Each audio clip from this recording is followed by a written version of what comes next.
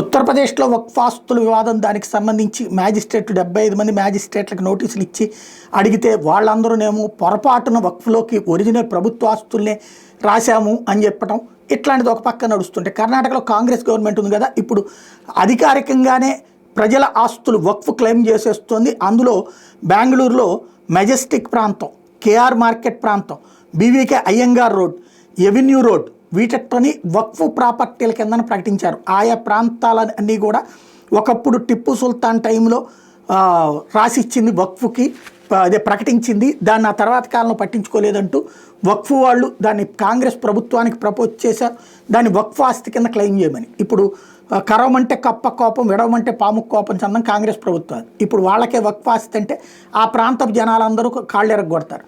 అలా చేయకపోతే ముస్లిం ఓట్లు పోతాయి. ఇప్పుడు దాని పరిస్థితి ఏంటన్నది ఆలోచించాలి.